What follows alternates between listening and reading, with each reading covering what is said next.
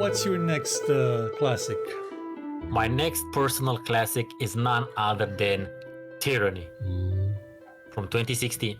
Now, I know earlier I just shit on the Pillars of Eternity combat cluster fuckiness, and that is still valid.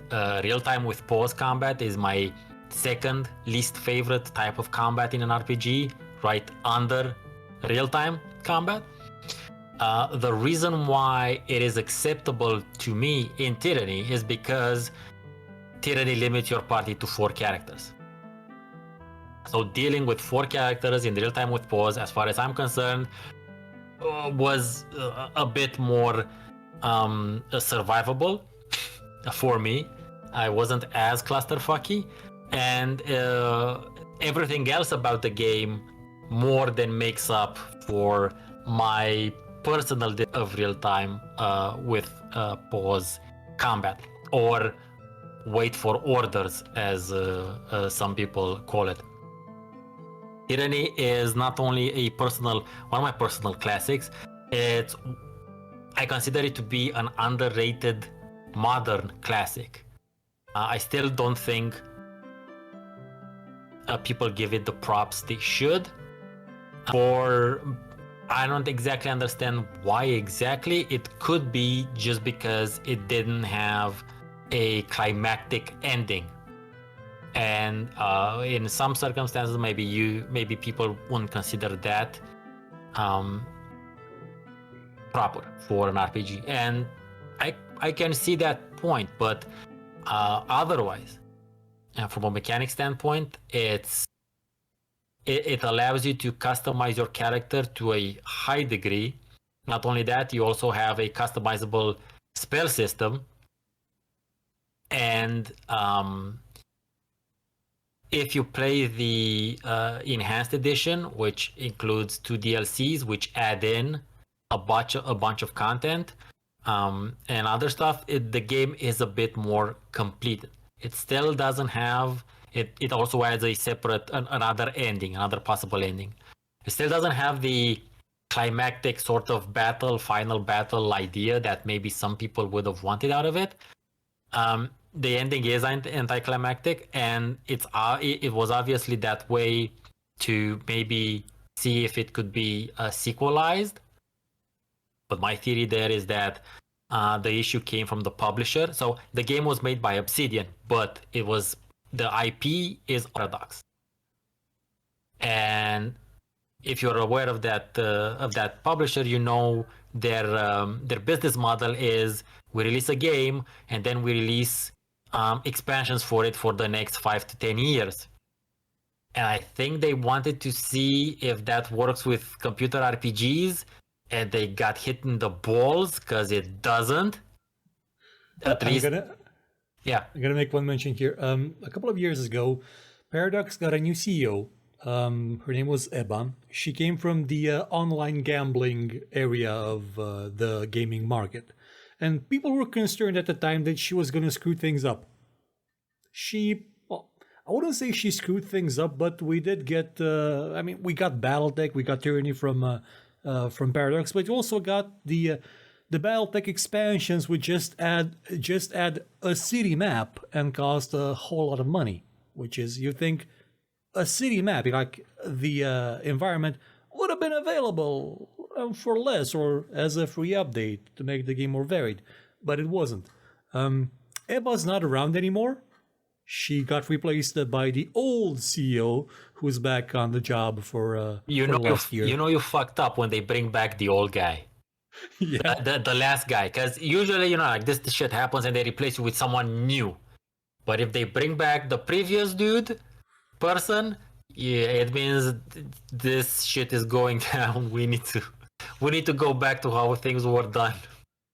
So, and I think that was one of because so I played Tyranny at release, and I played it a couple of years ago with all of the DLCs.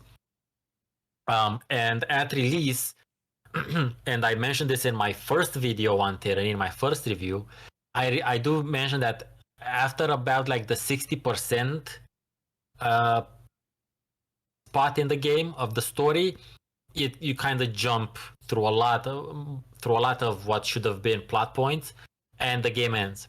Like it does seem that like 40-ish% of it just didn't exist, and the DLCs add in a little bit of that. It's not like they add in the whole 40%. They add in a bunch more. They add in maybe like 20-25% more content, but there's still a lot of stuff that should have been part of the narrative experience of the story.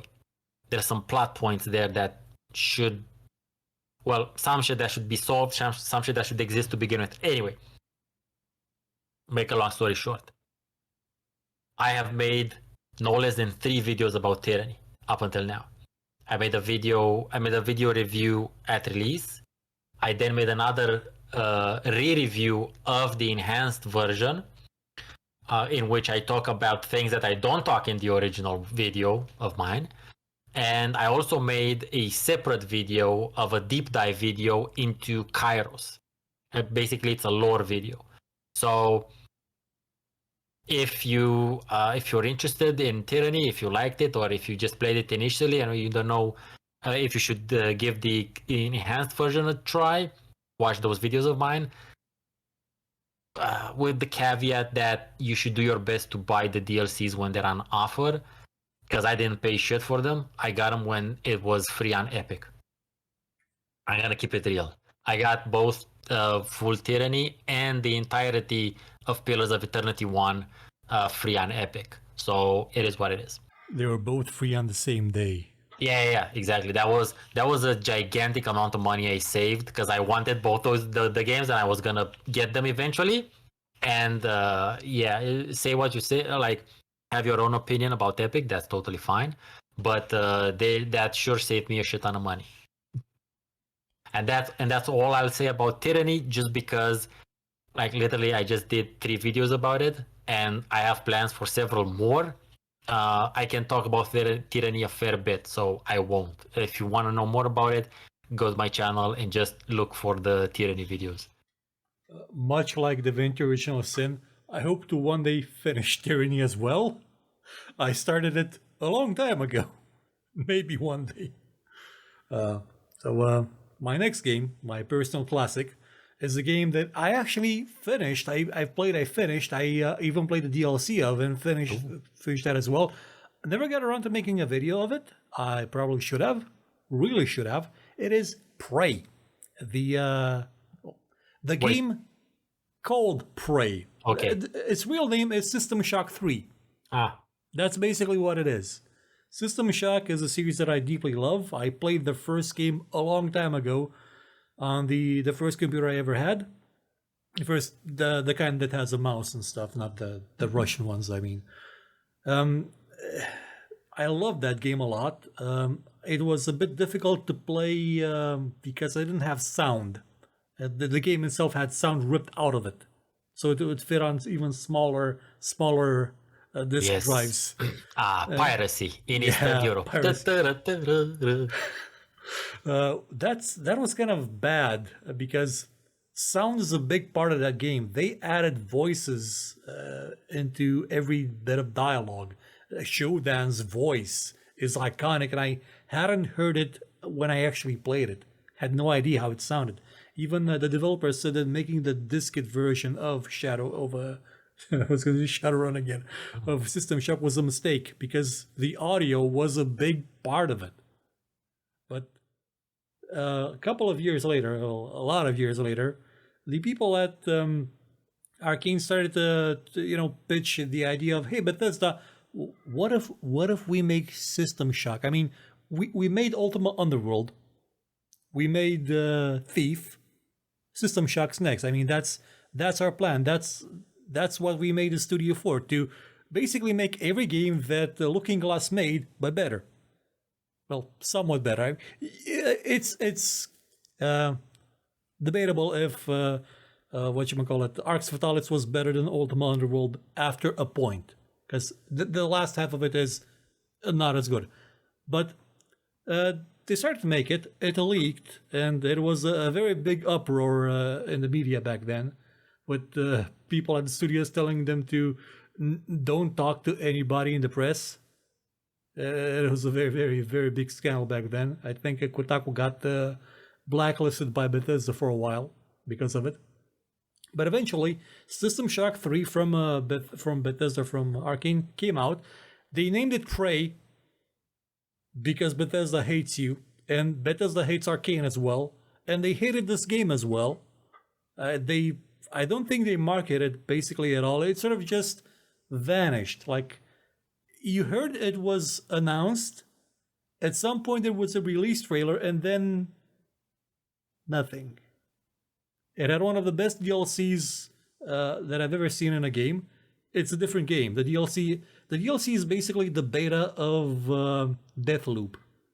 It's the exact kind of game, but I think it was made a bit better than Deathloop because you had different characters. Anyway, I went on tangents a lot, but I didn't actually talk about what the Prey did that was better than the System Shock. Well, for one, the controls. It's a modern game. It's not a game that was made 30 years ago. It's got an absolutely superb story where you play as somebody who's, Gordon Freeman, a bit. They're a scientist, and something happens, and they have to figure out a way to solve it. They're stuck on a station filled with aliens that can turn into coffee mugs and pencils that will absolutely murder you if you don't know them. Yeah, mimics. They will murder you. The second that you turn your back on them, the chair is will turn into something else and kill you. But you can also do that to them. At some point in the game, you have the ability to basically shove some needles in your eye and gain their abilities. You're not obligated to do that. The game actually acknowledges that at the end. Oh, he didn't do any of that. It doesn't really judge you. I mean, it doesn't pass judgment. It's not a trap. I've seen something like this be used as a trap in some games in a sneaky way. What was the game? Hunted the Demon's Forge. It was one of the games made by inXile back when they were making shovelware. It was an absolutely average fantasy third-person combat shooter thing, but it had that one sneaky judgment that it passed on you. Anywho, the game doesn't pass judgment on what abilities you have, only on how you use them and how you treat those around you. You have to explore an immense station. You can explore it from the inside, from the outside. You go in space, you go out of space, you can go basically everywhere and anywhere because it gives you the tools to even break the map. You have a glue gun that you can shoot glue onto the walls and then just walk all the way up to, the end of the level because you can. I mean, you're not going to finish the game that way because you're in space. You're stuck on a station, but it gives you so many tools to break the game. It's almost like this is a apart from being a spiritual successor to System Shock, in a bit I actually saw this on PC Gamer a couple of weeks ago. It's considered also a spiritual successor to Half-Life 2 as well, because it had the gravity gun, and this one has the glue gun, which also is an incredible tool for combat and for exploration especially. Do all sorts of stupid things. It boils back to that same idea that Divinity Original Sin had, that it's always better if you can explore the world at your own pace with the tools that allow you to do so in the way that you want to. I mean, you can approach most combat engagements either stealthily, either by amazing force. You can hack systems, or you can just try to glue gun your way over the enemies. There's a lot of variety there. The one thing where the game sort of falls flat is that it's not a shooter. It looks like a shooter, but it's not one. And I think that may have been one of the problems of the marketing team, because the enemies they're two types: the small ones that turn into chairs and kill you, and the bigger ones that don't turn into chairs but still kill you. That's all the enemies that you have visually. Some of them may have, one of them shoots lightning, one of them shoots fire, but that's all there is. Well, yeah, there is also the bigger flying ones, but that's it. It's not engaging in terms of enemy variety, or I wouldn't say even weapon variety. You have one of your main weapons shoots Nerf darts. You can't kill anything with that, but you can sure as hell press a lot of buttons with it. It's that kind of game. It gives you more tools than weapons in some way. Um, I would love to see a sequel to it. I would love to see what they do with proper support, maybe from Microsoft. Who knows? Bethesda, I get the feeling, did not like this game at all. I mean, they named it Prey just to, twist the knife and. They never like stuff that they don't develop internally, do they? Yeah, no, they absolutely hated. I think they had to twist the knife into the body of Human Head as well, which we're working on Prey 2 and was cancelled and was going to star from what I believe was Ivan from our videos, because that's what the character looked like. It was a space bounty hunter who looked like Sam Fisher's Eastern European cousin. Okay. For some reason. But anyway, go check out Prey. It's probably really cheap. Get the full version with the what was it? Moon Crash? I think that's what the expansion was called. Yeah, Moon Crash. It's superb, and what it is, it's amazing. Go play it. Okay, doke. Moving on to the penultimate choice on my list, and the final two the final two games are both from 2021, so Ooh. very fresh. I know could be controversial, but I've been doing this for quite a while, and I'm pretty sure I'll be playing these two games for the rest of my well, I don't know for the rest of my life, but for the foreseeable future. So this one is none other than Dwarf Romantic. Now, Dwarf Romantic isn't the type of game I normally RPG. It's not a it's not a city builder, although you could argue it kind of sort of is a city builder. But what it is, basically, it's a puzzle game in which you build landscapes with hexes, and the entire crux of the game is that each line, how do I call these surfaces, border, each border, let's say, each border of these hexes can either not have a type of environment on it, or it can.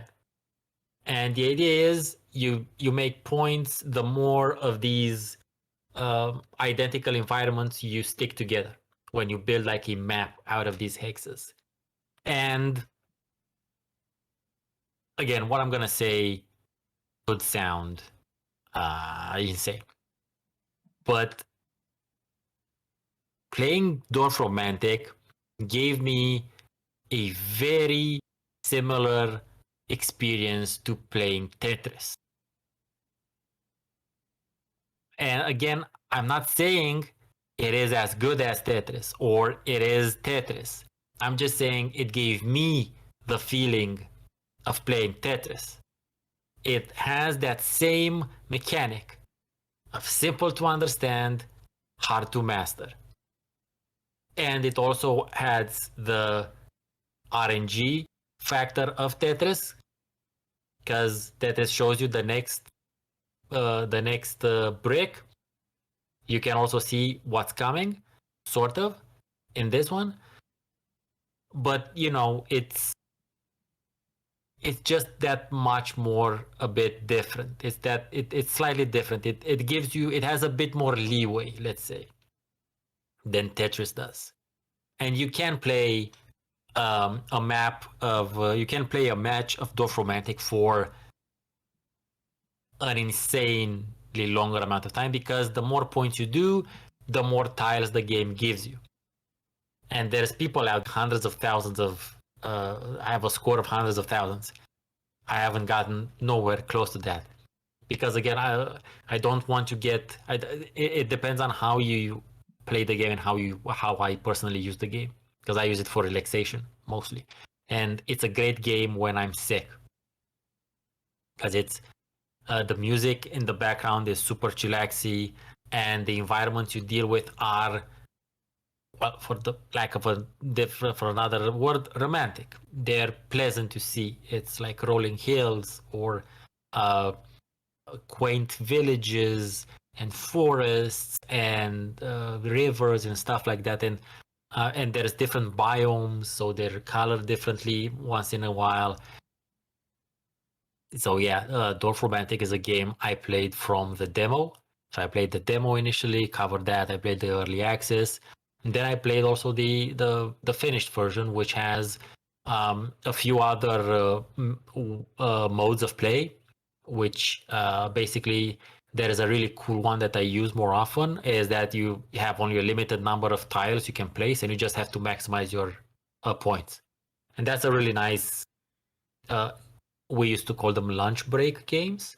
It's kind of like a lunch break sort of experience that just decouples my brain from whatever it is that I'm doing, and I need a break. So that's why. And keep in mind, Dorf Romantic was started as a student project, and then they came up with something real cool, and they made it into a full game.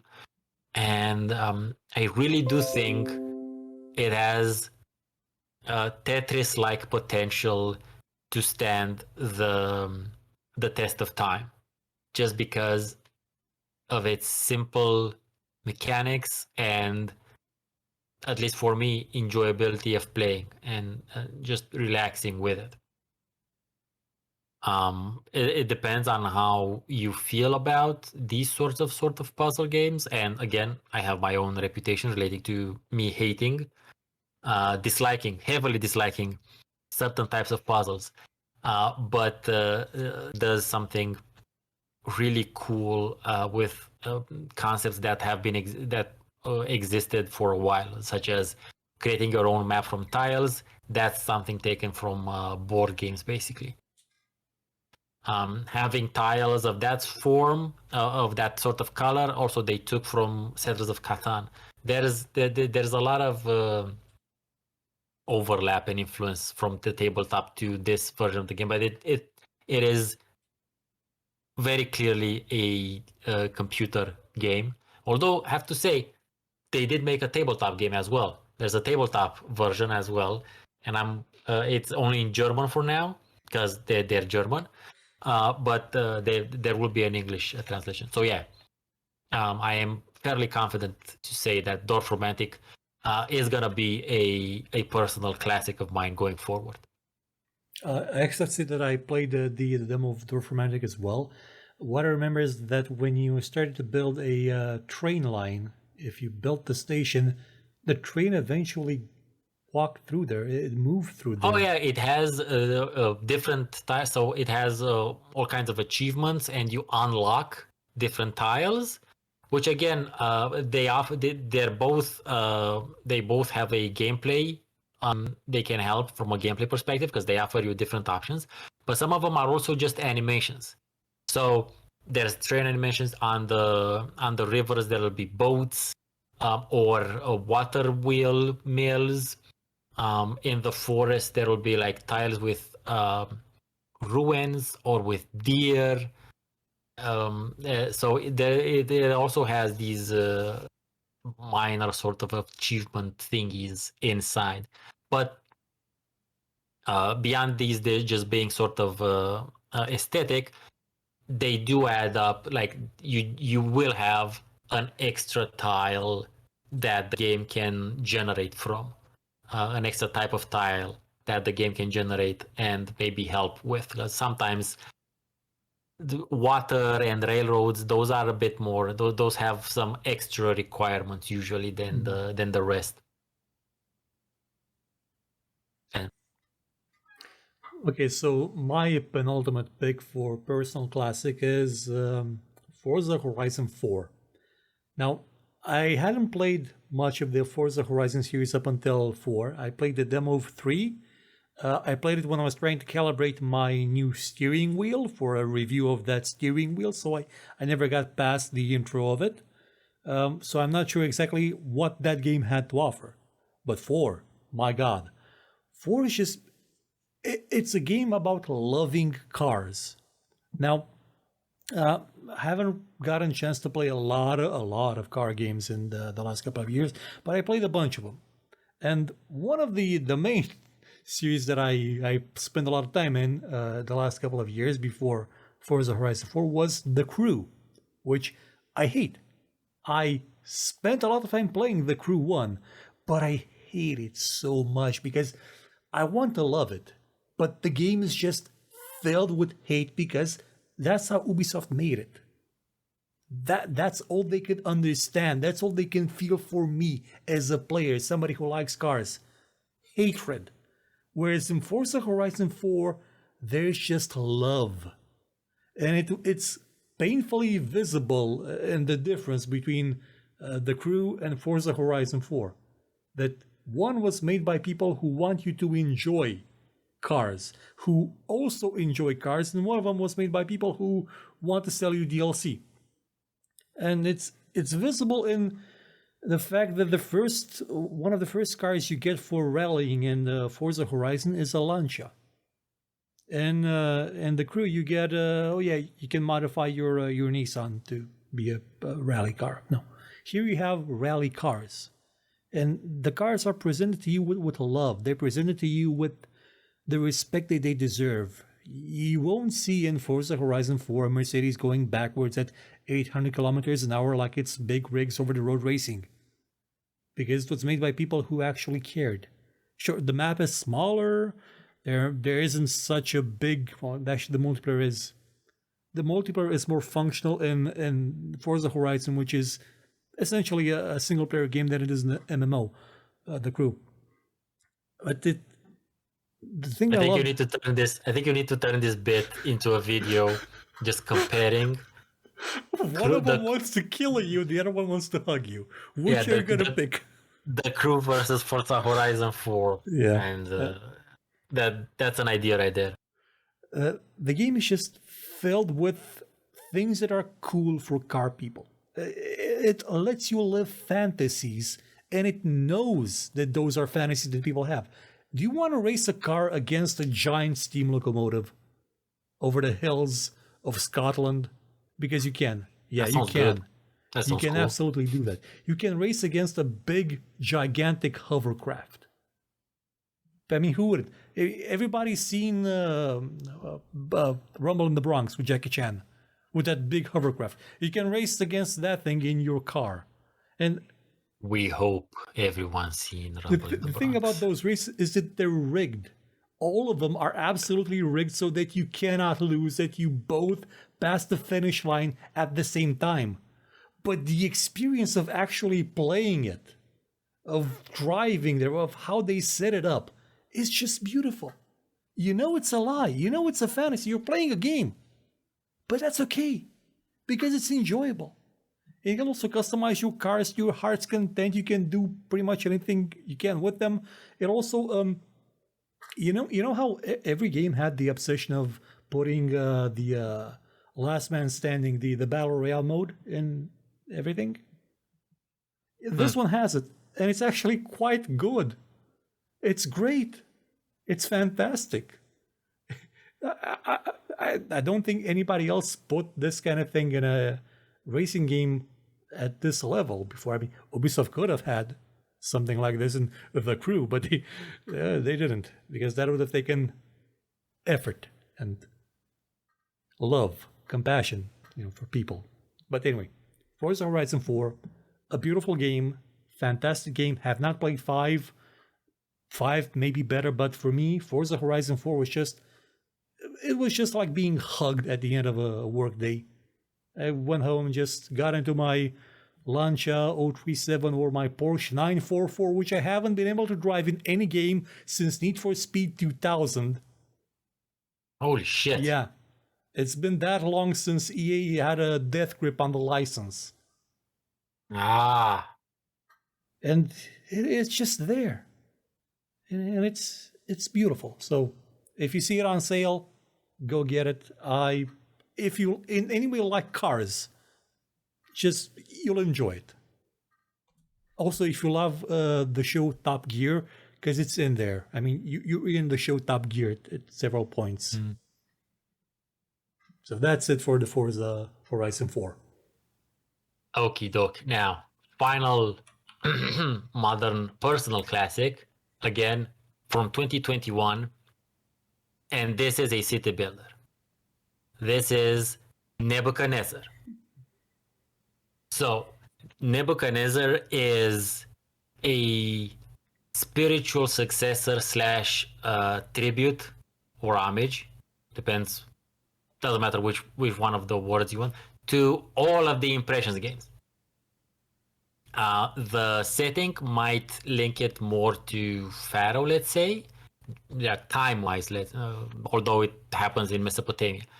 But the idea is the feel, the look and feel of the game are deeply inspired and influenced by the Impressions games. So much so that this one also has a walker system, but it's not a walker system, it's a merchant system, which you can control. So you can create the routes for your marketplace workers or your water vendors, and they will go wherever you tell them to go. They also have ranges and limitations, and that's when a bunch of the other, as you have to develop your own types of blocks and shit like that, so that you don't build a fuck ton of marketplace workers. But yeah, the other cool thing. So Nebuchadnezzar was released in 2021, and the initial game that was released was really cool, and that's the one I played. And I made I streamed it several times. I even have a tips and tricks video about it. But in the tips and tricks video, I do mention that those were valid for the game at that time. Some of them are still valid, but in the intervening year and a bit, the game got the game was so it did pretty well, and the developer, which again is two people, one person coding and the other person doing graphic assets. That's it. Or at least this was the situation at release when I talked to him.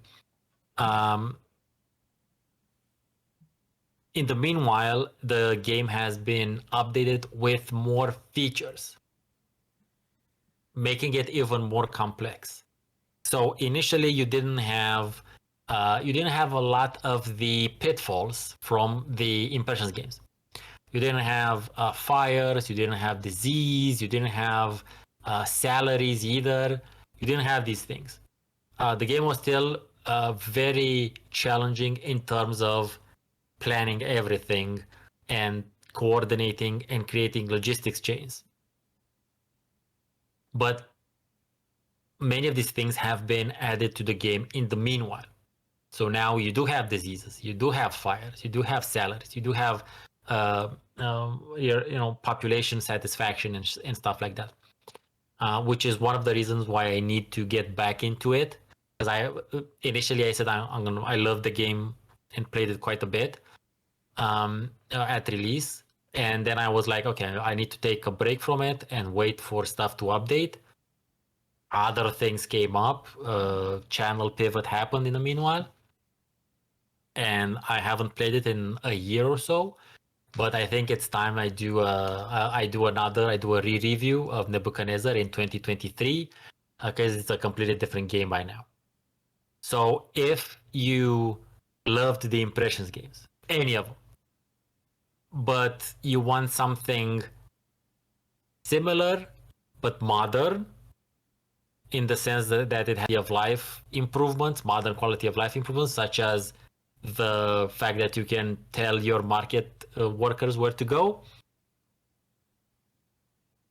then I can only very heartily suggest you get Nebuchadnezzar, because basically on each map you get to first do a bunch of irrigation, which talk about planning. That there's a fair bit of planning that goes into that, because you can only plant crops and grow goats on places with grass, which kind of makes sense. And besides that, there's a lot of interaction between warehouses. Like in all the Impressions games, managing your warehouses is difficult because the games unfortunately don't give you enough tools. So it is annoying. It is time consuming and annoying in general. But in Nebuchadnezzar, you can literally tell each warehouse what type of good it can receive or just send, or just receive and not send, or do both, as well as give it limits. Like you can only send 20 loaves or whatever it is, and then you can also daisy chain different warehouses in between themselves so that you can move things from one side of the map to the other. You have to do that with the caravans. It's fun as well. Anyway, so yes. And another feature is, if you're really into it, but only if you're really into it, you guys build monuments. It also has its own separate. It gives you the building blocks basically of what you can do, and you can make whatever fucking insane monument you want. You don't have to do that. You can just go with the pre-made ones, but you can also just design your own. So yeah, Nebuchadnezzar. I might have to get. I might need to get this year back to it, because it obviously is. And again, I've just played all of the Impressions games, so all of them are pretty damn fresh in my mind. I enjoyed, from a mechanical standpoint, Emperor is clearly the superior one. But Nebuchadnezzar is literally a game that was made 2 years ago with all of that information and all of that hindsight baked in. It's really, really good. It's really cool. So yeah, that would be my last personal modern classic for now. Okay, so my last modern classic, I spent a long time thinking about what it could be, since we're only doing 5 of them, and the show is already 2 hours long. I thought about Stardew Valley, but I didn't put it there. Papers, Please, also a good candidate. Stanley Parable, an absolutely superb game that really challenged the notion of what can you do with a narrative in a game. Basically anything by Supergiant, also good candidate. Super Hot, which is a very good game and you should play it for no other reasons.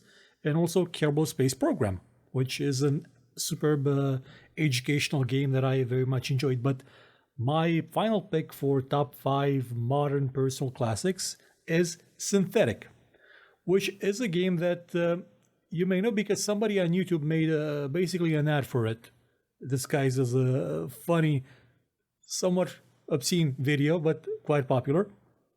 Without which I don't think the sequel of it would have actually been released. So Synthetic is another one of those roguelike games, but it's a top-down shooter. You can call it a top-down twin-stick shooter, but you play it with a mouse because you have a lot more accuracy, and you need a lot more accuracy. It's well, in a way, you could compare it, I guess, with games like The Binding of Isaac. You go around the levels, you collect weapons, there's a bunch of enemies, you have items, you have power-ups, you have abilities, you have classes, and it may sound simple as hell, but the precision to which it is built, the interaction between its various systems is akin to Slay the Spire in many ways. You don't have cards in it, though. I mean, I think one of the power-ups is you throwing cards at people.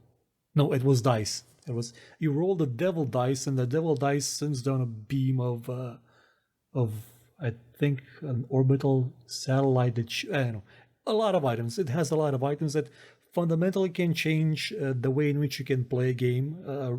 You will die in this game quite often, mostly because you bet on using certain items that may not be all that safe. For example, there's an ability called Akira in the game that comes from an item which, you blow up stuff everywhere. You also blow yourself up if you're not careful where you're standing. So it's a high risk, high reward, and it's insanely addictive in that way. It also rewards high precision in actually how you're shooting. So if you get headshots, that's even better. You will have a higher chance of clearing enemies around the level. One of the best weapons in the game only has one single bullet, and you have to reload every time. Actually, for all the weapons, when you exhaust a clip or a magazine, you have to reload. It's an active reload system that's basically like the one in Gears of War. But the way it's implemented, it gives you a sense of tension that is extremely palpable in the game. You can disable it though. If that's not to your liking, you can disable it.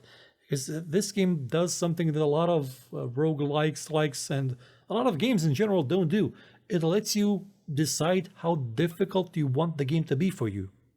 Do you want the enemies to have maybe a buff to their damage? No, yes. Do you want to be slowed down when you get hit? Which, happens in most games. It happens in Counter-Strike, for example.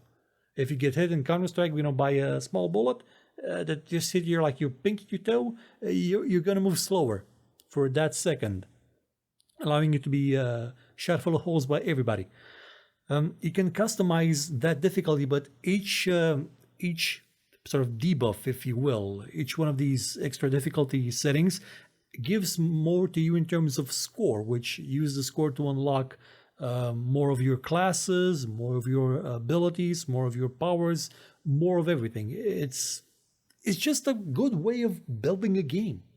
Yeah, I want it to be hard, but what am I getting in return?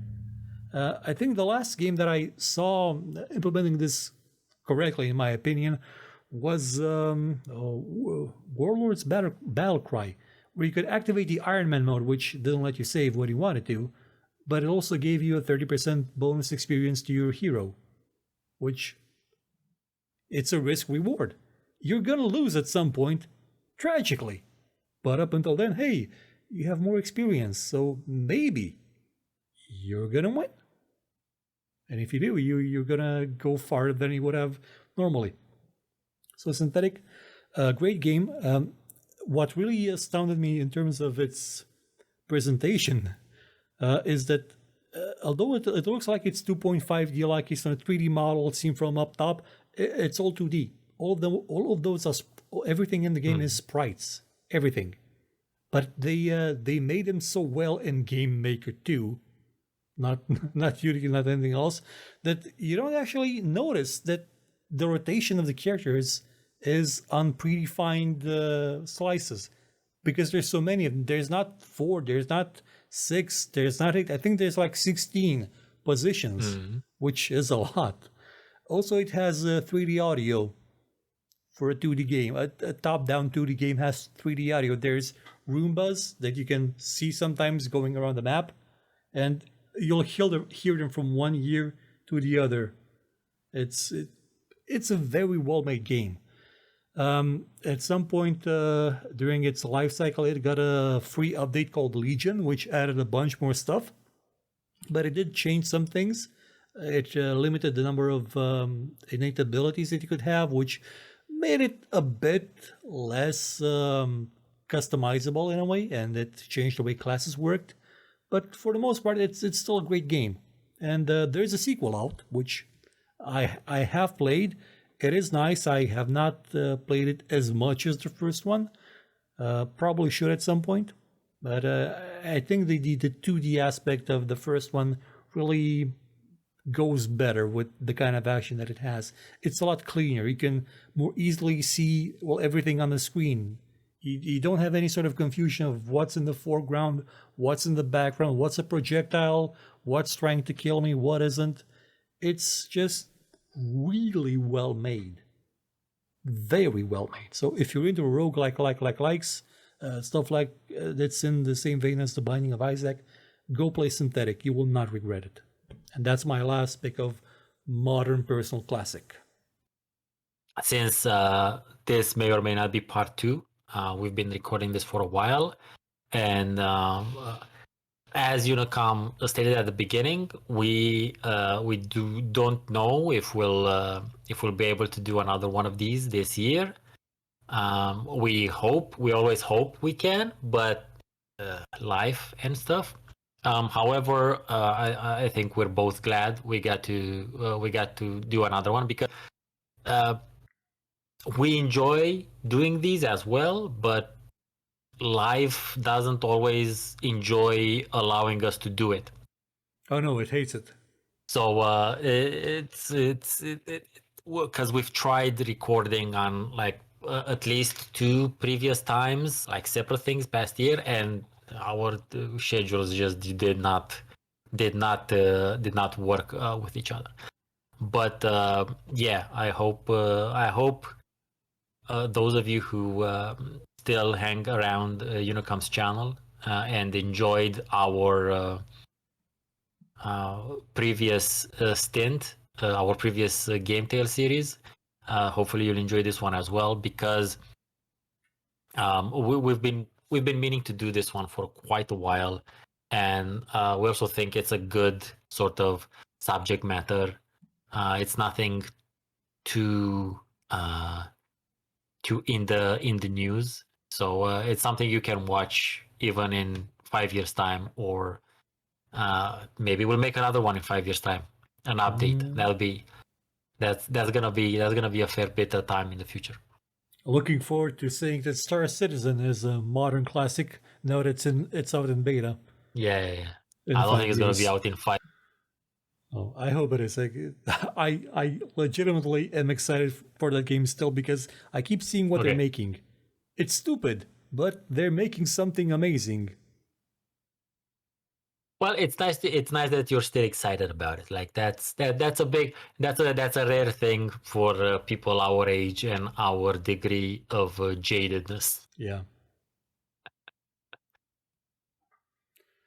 Well, so I guess that's it. Do you have anything scheduled for your channel in the next couple of weeks, months, so people can tune I in? do. I have a lot of stuff scheduled. So, like I've mentioned throughout the video, um, those of you who only watch me here and who haven't moved on to my channel, you're not aware that in the past year, in 2021, I did a bit of a channel pivot.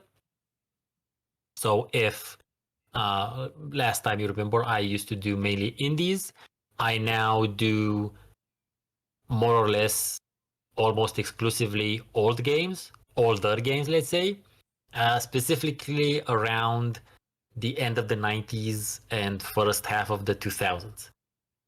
And this past year, I also started a very special series called Illegal Games from 1999 because I managed to get a bunch of my compilation discs, my pirate compilation discs from Romania, and I basically cover I cover one disc per episode, and it's really interesting as far as I'm concerned. The games on them don't really run on Windows 10, but discovering some super obscure titles that I either never knew about or completely forgot or saw on the disc and never saw again. So again, that's in the vein of me covering older stuff. And just to give you an example, a couple of examples. So this past year, I did Legend of Grimrock, Grim Fandango. I really enjoyed playing Grim Fandango.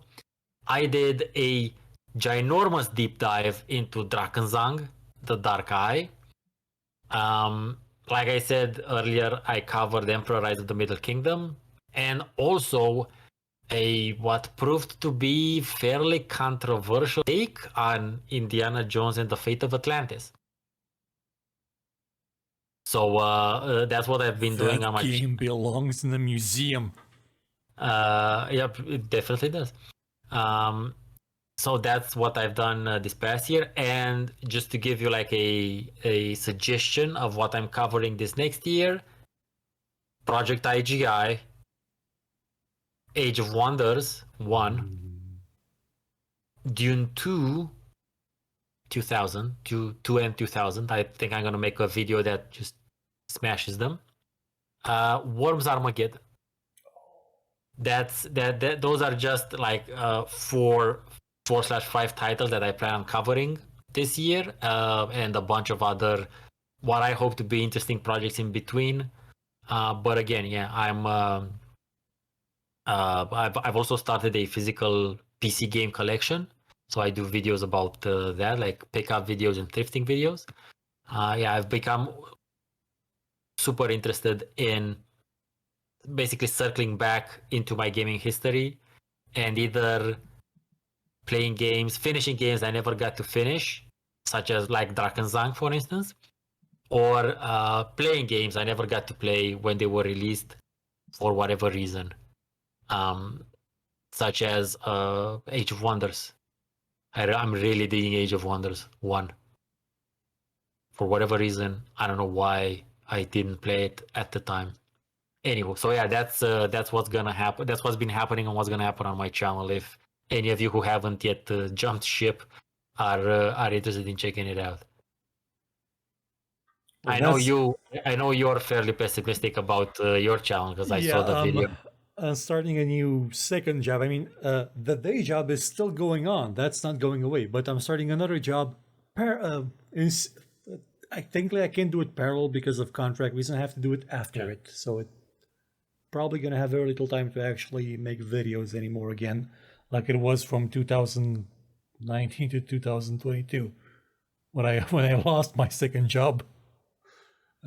So hopefully, at least maybe that'll mean I'll finally be able to upgrade from the old video card to something that has more RAM, so I can do more stuff. Hopefully, Faster at least. You can do it at least slightly faster. yeah, or at least more of it, because when trying to do more complicated stuff in DaVinci Resolve, the 6 gigabyte memory limit really shows itself. Like the game, the program tells you, hey, maybe try less. Don't shoot for the moon. We appreciate it, but don't. Okay. So I guess that would be it for the first. Actually, it's the second. This is the second GameTales because it's part 2 of the year. Yeah, So, it is. yeah, that's It's already might be already better than 2022. Yeah, I don't remember if we had any last year. I'm not sure. We had a GameTales with game genres that died or something. Yeah, but I don't remember. It wasn't we'll too far, see. but I don't know if it was last year or 2 years ago. I don't remember either. I know we also had something about Halloween games at a certain point, but it definitely wasn't 2022. No, it wasn't last year. No. So that was 2021 for sure. Yeah. Yeah. So that's why I said, like, I think our original series was like something like 5 years ago, maybe. Yeah, it's a long time ago. Yeah. Things have changed so much since then. I mean, if we're to get like a what do you call it, a split screen of the how we used to look and how we look now, I think you can see that I'm more of a light reflector, if you will, than I used to be. I contribute to cooling the Earth by reflecting sunlight back into space. So I'm doing my part. Yeah, but do use sunscreen regardless of that. Like. Yeah, I think I probably should. I never used that before, so no, you should, because that's a lot of exposed skin. That's a lot of surface area. Yeah. I think I should. Yeah, I should. Okay, so that's it, everybody. Thank you for hanging out with us. Thank you, Stephen, for hanging out with me this night and talking about some games that hopefully somebody else out there enjoys. Good night, everybody. Take care.